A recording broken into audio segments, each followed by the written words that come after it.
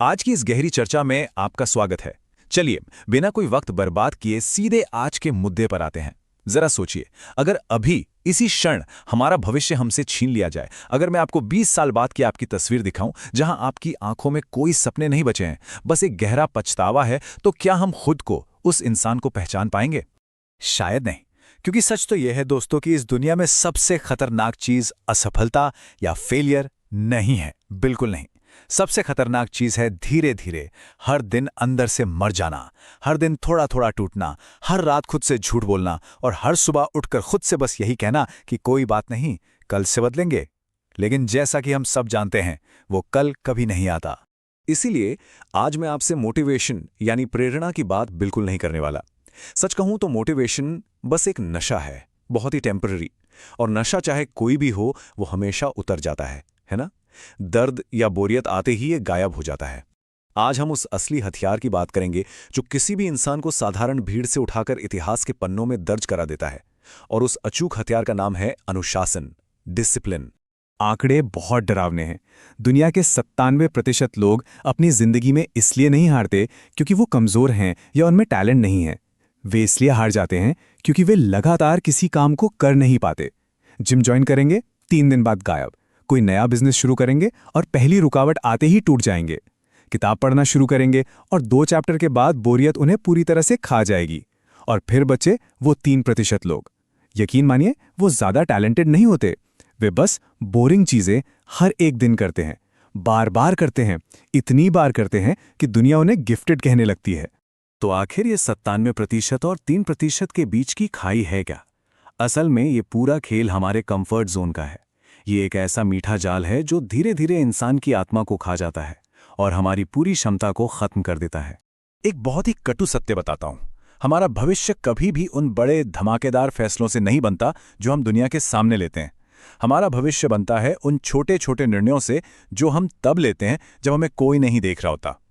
सुबह अलार्म बजने पर हम तुरंत बिस्तर छोड़ते हैं या फिर से स्नूज बटन दबा देते हैं। थकने के बाद भी अपना काम पूरा करते हैं या फिर कोई नया बहाना ढूंढ लेते हैं। बस यहीं अंधेरे में लिए गए इन्हीं छोटे फैसलों से तय होता है कि हम उस 97% की भीड़ में खो जाएंगे या 3% वालों में अपनी जगह बनाएंगे। महान लेखक नेपोलियन हिल ने एक बहुत ही कमाल की बात कही थी। उन्होंने कहा था कि इंसान के चरित्र के लिए दृढ़ता यानी परसिस्टेंस वही काम करती है जो लोहे के लिए कार्बन करता है। मतलब जिस तरह कार्बन एक साधारण लोहे को सख्त और अटूट स्टील में बदल देता है, ठीक उसी तरह यह निरंतरता इंसान की आत्मा को असफलता के खिलाफ बिल्कुल मजबूत बना देती है। लेकिन आज हमारी पीढ़ी आराम की इतनी आदी हो चुकी है कि थोड़ी सी तकलीफ आई नहीं कि हम रास्ता बदल लेते हैं। तो अब सवाल यह है कि इस आराम के जाल से बाहर कैसे आएं? यही काम आते हैं नेपोलियन हिल के बताए गए 7 बहुत ही शक्तिशाली सिद्धांत। चलिए इन्हें जल्दी से समझते हैं। ये 7 सिद्धांत हमें मोटिवेशन का इंतजार करने के बजाय एक ठोस सिस्टम बनाना सिखाते हैं। सबसे पहले, जिंदगी में एक निश्चित और मुख्य उद्देश्य का होना। फिर उसे हासिल करने के लिए एक सुव्यवस्थित योजना बनाना। तीसरा, हर हाल में दृढ़ता बनाए रखना। चौथा, एक मास्टरमाइंड ग्रुप यानी सही लोगों की संगति में रहना। पांचवा, अपने अवचेतन मन को सफलता के विचारों से प्रोग्राम करना।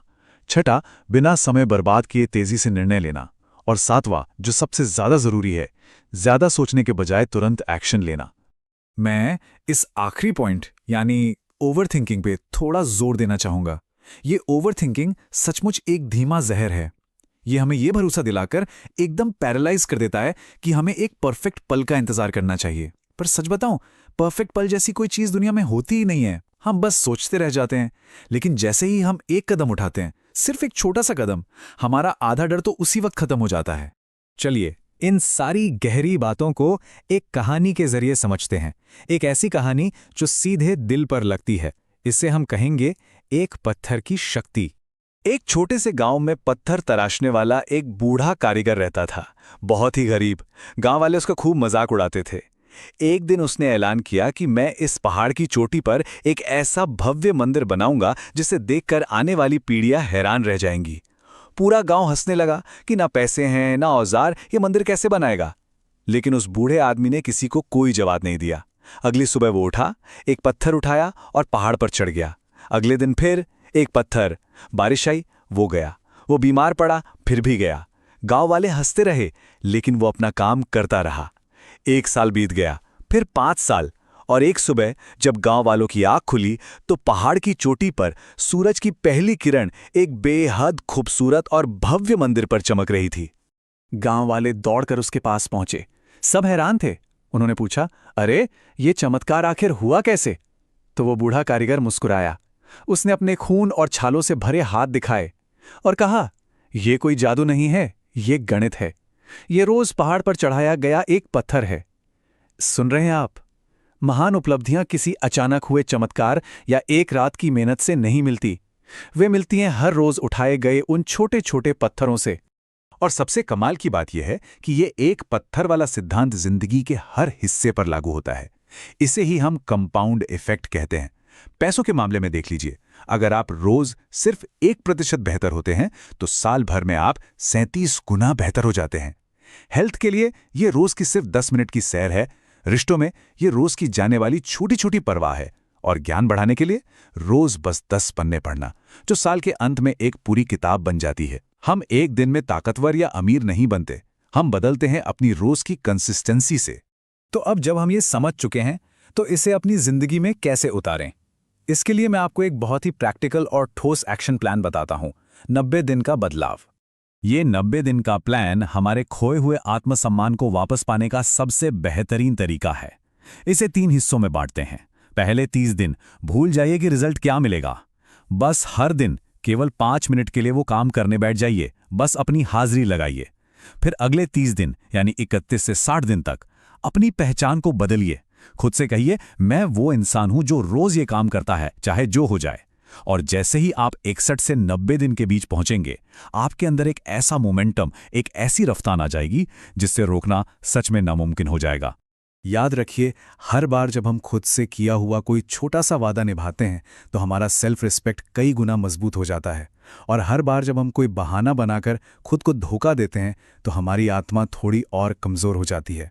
इसीलिए डिसिप्लिन सिर्फ एक आदत नहीं है, ये सेल्फ लव यानी खुद से प्यार करने का सबसे ऊंचा, सबसे प्योर फॉर्म है। तो दोस्तों, अब हम एक बहुत ही अहम दोराहे पर खड़े हैं। फैसला हमारा है।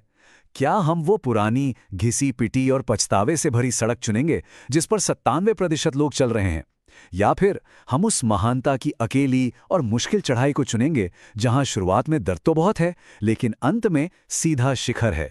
आज से ही, अभी से ही अपना पहला पत्थर उठाइए। चुनाव आपका है।